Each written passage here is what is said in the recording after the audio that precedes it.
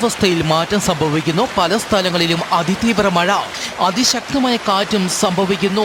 തൃശൂർ ജില്ലയിലെ പല സ്ഥലങ്ങളിലും ഇന്ന് പുലർച്ചെയും ശക്തമായ കാറ്റ് റിപ്പോർട്ട് ചെയ്തു. പുലർച്ചെ 3 മണിയോടെ തുടങ്ങുന്ന കാറ്റ് 5 മണി വരെ നാശം വിതച്ചു.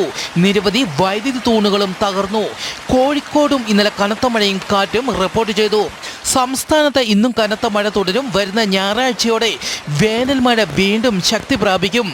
വരും മണിക്കൂറിൽ കേരളത്തിലെ കൊല്ലം, ആലപ്പുഴ ജില്ലകളിലെ ഒറ്റപ്പെട്ട ഇടങ്ങളിൽ മഴയ്ക്ക് സാധ്യതയുണ്ടെന്ന് കാലാവസ്ഥാ വകുപ്പ് അറിയിച്ചു. ഇറാഖിന്റെ മധ്യ തെക്കൻ ഭാഗങ്ങളിൽ വീശിയടിച്ച പൊടിക്കാറ്റിൽ ആകാശം കടും ഓറഞ്ച് നിറത്തിലായി. ഇതേ തുടർന്ന് വിമാന സർവീസുകളെല്ലാം നിർത്തിവെച്ചു. വ്യാപകമായി വൈദ്യുതി തടസ്സവും റിപ്പോർട്ട് ചെയ്തു.